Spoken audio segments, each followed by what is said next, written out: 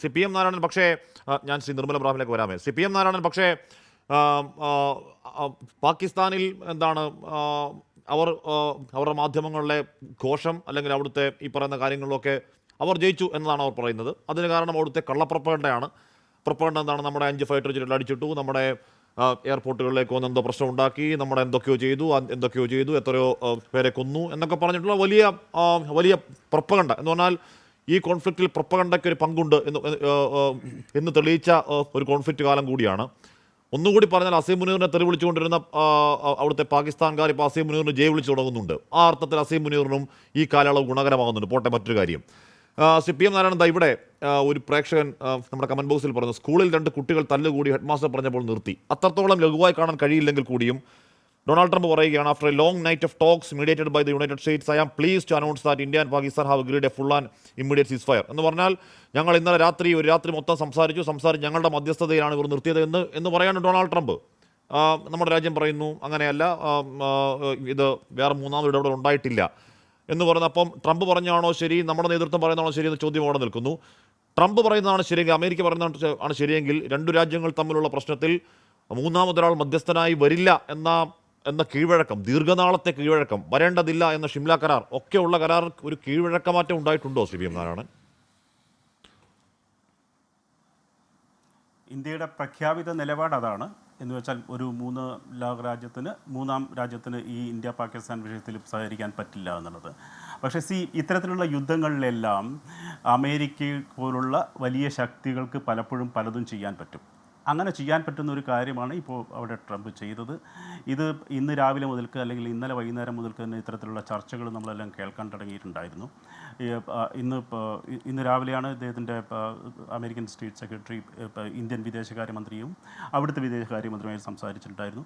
അതുമാത്രമല്ല ഈ അസീം മുനീറുമായിട്ടും അദ്ദേഹം സംസാരിച്ചിട്ടുണ്ടായിരുന്നു. വളരെ അപൂർവമായിട്ടാണ് ഈ അമേരിക്കൻ ഇത്തരത്തിലുള്ള എസ്റ്റാബ്ലിഷ്മെൻറ്റ് ഡയറക്റ്റ്ലി ആർമി ചീഫുമായി സംസാരിച്ച് ഇത്തരത്തിലുള്ള താരങ്ങൾക്ക് തീരുമാനമെടുക്കുന്നത്. അത് ഒരു സാധനങ്ങൾ നമ്മൾ മുമ്പിൽ പറയുന്നുണ്ട്. കാരണം അവിടുത്തെ ഒരു സിവിലിയൻ സർക്കാർ എന്നത് അത്രയും സ്ട്രിക്റ്റ് അല്ല. കാരണം തീരുമാനങ്ങൾ എടുക്കുന്നത് അസീം മുനീറിനാണ്. അതുകൊണ്ട് അസീം മുനീറിനോട് സംസാരിച്ച് കാര്യങ്ങൾ തീരുമാനിക്കണം എന്നുള്ളത് കൊണ്ടാണ് അങ്ങനൊരു സംസാരമുണ്ടായത്. പക്ഷേ ഇതിൻ്റെ ഒരു ആൻറ്റി ക്ലൈമാക്സ് എന്തായിരുന്നു എന്ന് വെച്ചാൽ, നമ്മൾ വിദേശകാര്യ മന്ത്രാലയത്തിൻ്റെ പത്രസമ്മേളനം 6 മണിക്ക് അനൗൺസ് ചെയ്യുകയും ഡൽഹിയിൽ നിന്നോ അല്ലെങ്കിൽ ഇസ്ലാമാബാദിൽ നിന്നോ വരേണ്ട ഒരു വാർത്ത ട്രംപിൻ്റെ ട്വിറ്റർ ഹാൻഡിൽ നിന്നാണ് വന്നതെന്നുള്ളതാണ് ഇതിൻ്റെ ഒരു തമാശ. But let it be like that. But ഇന്ന് എന്തായാലും സീസ് ഫയർ ആണ്. ഇപ്പോൾ ജമ്മുവിൽ ആളുകൾക്ക് സുഖമായിട്ട് കിടന്നുറങ്ങാം. അത് വലിയൊരു നേട്ടമാണ്. 2 രാജ്യങ്ങളെ സംബന്ധിച്ചിടത്തോളം വളരെ വലിയൊരു നേട്ടമാണത്. പക്ഷേ ആ നേട്ടത്തേക്കാൾ കൂടുതൽ വലിയൊരു നേട്ടമായി ഞാൻ കാണുന്നത് ഇതിൽ ഇന്ത്യയുടെ ഒരു നിലപാട് മാറ്റമാണ്. അത് ഇതിൽ പ്രതിഫലിക്കുമോ എന്നുള്ളത് എനിക്ക് കൃത്യമായിട്ട് അറിയില്ല. പക്ഷേ അതിൻ്റെ ബാക്കി ഡീറ്റെയിൽസ് അറിയാനുള്ളൂ. ഒരു മാറ്റം എന്നത് ആ പാകിസ്ഥാൻ മണ്ണിൽ നിന്നും ഒരു ഭീകരവാദി ഇന്ത്യയിൽ വന്ന് എന്തെങ്കിലും അറ്റാക്ക് ചെയ്യുകയാണെങ്കിൽ അതിനെ ഒരു യുദ്ധമായി നമ്മൾ കണക്കിലെടുക്കും എന്നുള്ളതൊരു ഇത് വന്നിട്ടുണ്ട്. അത് വളരെ വലിയൊരു കാര്യമാണ്. കേൾക്കുന്നുണ്ട്? എനിക്ക് കേൾക്കാം. അതൊരു പോളിസി ഷിഫ്റ്റ് ആണ്. അതൊരു പക്ഷേ ഇനി അവിടെ നിന്ന് ചെലവും ആയുധം കൊടുത്ത് ഇങ്ങോട്ടേക്ക് വിടാൻ അവരെ പ്രേരിപ്പിക്കാതിരിക്കുമെങ്കിൽ നല്ല കാര്യം. തീർച്ചയായിട്ടും. കാരണം നമ്മളൊക്കെ ഒരു 10-25 കൊല്ലമായിട്ട് ഇന്ത്യ പാകിസ്ഥാൻ ഈ സിറ്റുവേഷൻസ് കവർ ചെയ്യുന്നതാണ്. ഒരു പ്രധാനമായിട്ട് നമ്മൾക്ക് കാണേണ്ട ഒരു സംഗതി എന്താണെന്ന് വെച്ചാൽ 1999 എല്ലാവർക്കും ഓർമ്മ ഉണ്ടായിരിക്കും. IC-814 ഹൈജാക്ക് ചെയ്ത് കാണ്ഡഹാറിൽ കൊണ്ടുപോയ സമയത്ത് നമ്മൾ 3 ഭീകരരെ നമ്മളെ ഫ്ലൈറ്റിൽ കയറ്റി കാണ്ഡഹാറിൽ കൊണ്ടുപോയി അവർക്ക് സമർപ്പിച്ചു പോകുന്നതാണ്. അത്തരത്തിലുള്ളൊരു ഇന്ത്യ 2025 ആകുമ്പോൾ അവരുടെ ഭീകരവാദ കേന്ദ്രങ്ങളിൽ പോയി ആക്രമിച്ച് അവരെ ഭീകരവാദികളെ തുരത്തുകയും അതിനുശേഷം ആർമിയോട് ഏറ്റുമുട്ടുകയും പത്താൻകോട്ട് POKയിൽ മാത്രമല്ല, പാകിസ്ഥാൻ ഓക്യുപ്പൈഡ് കാശ്മീരിൽ മാത്രമല്ല, റാവൽപിണ്ടി വരെ എത്തുന്ന രീതിയിലുള്ളൊരു പ്രഹര ശക്തി ഇന്ത്യക്ക് ഉണ്ടായി എന്നുള്ളത് ഇന്ത്യയുടെ ഒരു നിലപാട് മാത്രമല്ല, ഇന്ത്യയുടെ ഒരു സ്റ്റാച്ചറിൽ വന്ന മാറ്റമാണ്.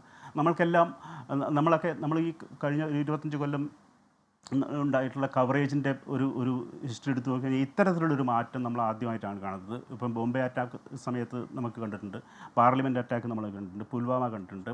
പക്ഷേ ഇതിലെല്ലാം ഒരു പടിപടിയായിട്ടുള്ള ഒരു ചേഞ്ച് ഇന്ത്യയുടെ ഭാഗത്തു നിന്നുണ്ടായിട്ടുണ്ട്. ബോംബെയിൽ നമ്മൾ കുറേ ഡോസിയർ കൊടുക്കുകയാണ് ചെയ്തതെങ്കിൽ നമ്മൾ പുൽവാമ ആകുമ്പോഴേക്ക് തിരിച്ചടിക്കുകയും പത്താൻകോട്ട് ആകുമ്പോഴേക്ക് അവിടെ ജോയിൻറ്റ് ഇൻവെസ്റ്റിഗേഷൻ നടക്കുകയൊക്കെ ചെയ്യുന്ന ഒരു ഗ്രാജുവൽ ചേഞ്ച് വന്നിട്ട് ആ ഗ്രാജുവൽ ചേഞ്ചിൻ്റെ ഒരു ക്ലൈമാക്സ് ആണ് നമ്മൾ ഈ 2025 ഈ അറ്റാക്കിൽ ഇന്ത്യയുടെ റിയാക്ഷനായിട്ട് നമുക്ക് കാണാറുണ്ട്. ഇതിനെ നമ്മൾക്ക് മുന്നോട്ടെടുക്കാൻ പറ്റുകയാണെങ്കിൽ പലപ്പോഴും ഈ പാകിസ്ഥാനുമായിട്ടുള്ള പ്രശ്നത്തെ ഒരു പരിധിവരെ പെർമനൻ്റ്ലി നമുക്ക് സോൾവ് ചെയ്യാൻ പറ്റും എന്നുള്ളതാണ് എനിക്ക് തോന്നുന്നത്. പക്ഷേ സ്റ്റിൽ അതിലൊരു പ്രധാനമായിട്ടുള്ളൊരു ബുദ്ധിമുട്ട് എന്താണെന്ന് വെച്ചാൽ പാകിസ്ഥാനിലെ സിവിലിയൻ ഗവൺമെൻറ്റിനോ അല്ലെങ്കിൽ പാകിസ്ഥാനിലെ സാധാരണ ജനങ്ങളോ അല്ല നമ്മളുടെ ശത്രുക്കൾ. അത് ആർമി പ്രഖ്യാപിച്ചതാണ്. ആർമിയുടെ പ്രഖ്യാപിത നയം അത് തന്നെയായിരുന്നു. തുടക്കത്തിൽ തന്നെ നമ്മൾ ഭീകരവാദികളാണ് ഇന്ത്യയിൽ വന്ന് ആക്രമിച്ചത്, അതുകൊണ്ട് നമ്മൾ ഭീകരവാദ കേന്ദ്രങ്ങളെ മാത്രമാണ് ടാർഗറ്റ് ചെയ്തത്. അത് ഒരു പ്രൊപ്പോർഷനേറ്റ്, ആ നേരത്തെ സൂചിപ്പിച്ച പോലെ ഒരു ആനുപാതികമായ ബലത്തിൽ നമ്മൾ പാകിസ്ഥാനോട് പ്രതികരിച്ചു. പക്ഷേ അതിന് മറുപടിയായി പാകിസ്ഥാൻ്റെ ഭാഗത്തു നിന്നുള്ള വന്നുള്ള എസ്കലേഷൻസാണ് ഈ സംഗതികളെ ഇത്രയും വലിയ ഒരു ലെവലിലേക്ക് എത്തിയിട്ടുള്ളത്. പക്ഷേ ഇതുകൊണ്ട് മാത്രം പാകിസ്ഥാനിലെ ഭീകരവാദ കേന്ദ്രങ്ങൾ അല്ലെങ്കിൽ ഈ ടെററിസ്റ്റ് ട്രെയിനിങ് സെൻറ്റേഴ്സ് ഇല്ലാതാവും എന്നുള്ളത് എനിക്ക് തോന്നുന്നില്ല. കാരണം ഇതിന് വലിയൊരു ചരിത്രമുണ്ട്, ഒരു 40-50 കൊല്ലത്തെ ചരിത്രമുണ്ട് ഇത്തരത്തിലുള്ള ട്രെയിനിങ് കേന്ദ്രങ്ങൾക്ക്.